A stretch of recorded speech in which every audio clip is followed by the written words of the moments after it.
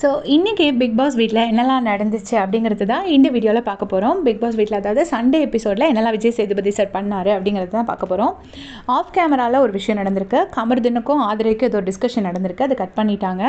எனக்கு தெரிஞ்சு அவங்க 2 பேருக்கும் ஏதோ சம் கனெக்ஷன் இந்த சென்ஸ் ஒரு ஃப்ரெண்ட்ஷிப்போ இல்லை அது மோர் தேன் ஃப்ரெண்ட்ஷிப்போ ஏதோ ஒரு ரிலேஷன் இருந்திருக்கு.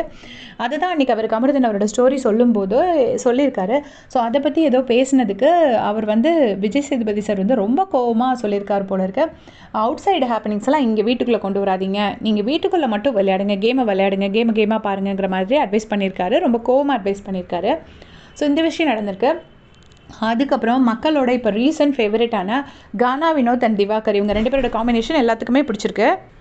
அதை விஜய் சார் அப்ரிஷியேட் பண்ணி ஒருவேளை மக்களுக்கும் இது பிடிச்சிருக்கு அப்படிங்கிறத இன்ஃபார்ம் பண்ணாரா என்னங்கிறது எனக்கு தெரியாது. பட் அவர் அதை பற்றி பேசியிருக்காரு, கானா வினோத் திவாகர் காம்பினேஷன் பற்றி.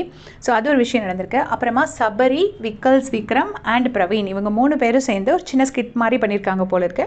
அவங்க 3 பேரும் எலி மாதிரி ஆக்ட் பண்ணியிருக்காங்க. அது கொஞ்சம் நேரம் ஒரு ஃபன்னாக போயிருக்கு. அப்புறமா சுபிக்ஷா, வியானா இவங்கெல்லாம் போயிட்டு இந்த சால்ட் இஷ்யூவை கம்ப்ளைண்ட் பண்ணியிருக்காங்க. அதுக்கு big boss Vijay Sethupathi sir என்ன சொல்லியிருக்காருன்னா, அது முழுக்க துஷாரோட இன்எஃபிஷியன்சி தான். துஷார் ஒழுங்காக கேப்டன்சி பண்ணியிருந்தாருன்னா இந்த பிரச்சனை எதுவுமே நடந்திருக்காது, முழு காரணமும் துஷார் தான் அப்படிங்கிற மாதிரி விஜய் சார் சொல்லியிருக்கார் போல இருக்கு. அதுக்கப்புறம் ஹவுஸ் டியூட்டிஸ் எல்லாம் எல்லோரும் ஒழுங்காக பண்ணுறாங்களா பண்ணலையா அந்த மாதிரி ஒரு டிஸ்கஷன் போயிருக்கு. அப்புறமா அப்சராவோட எலிமினேஷன். அப்சராவுக்கு ஆடியன்ஸ் அவ்வளோ சேரப் பண்ணியிருக்காங்க. அப்சராவை எல்லாருக்குமே பிடிச்சிருந்தது. என்ன கேட்டிங்கன்னா அந்த ஒரு ஜீரோ நெகட்டிவிட்டியோடு வந்தாங்க, ஜீரோ நெகட்டிவிட்டியோடு போகிறாங்க அப்சரா. பட் அன்ஃபார்ச்சுனேட்லி அவங்க பிபி மெட்டீரியல் இல்லாதனால அவங்களால இங்கே சர்வை பண்ண முடியல. ஆடியன்ஸ் பயங்கரமான கிளாப்ஸ் கொடுத்துருக்காங்க. ஸோ அவங்க ஒரு ஹாப்பி எக்ஸிட் பண்ணியிருக்காங்க. எந்த வைல்டு கார்டும் வரல. அது நான் என்னோடய ப்ரீவியஸ் வீடியோலேயே சொல்லியிருந்தேன். ஸோ இனிமேல் நம்ம பொறுத்திருந்து தான் பார்க்கணும் என்னென்ன நடக்க போகுது அப்படிங்கிறத.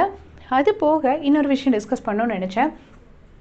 நேற்று எபிசோட் முடிஞ்சதுக்கப்புறமா பாரு ஒரு சந்தடி சாக்கில் திவாகர் போட்டு உடச்சிருப்பாங்க. அதாவது என்ன அப்படின்னா, அவர் மற்ற விஷயத்துக்கெல்லாம் ஃப்ரெண்டில் வராரு, ஆக்டிங், சிங்கிங் இந்த மாதிரி விஷயத்துக்கெல்லாம் ஃப்ரெண்டில் வராரு.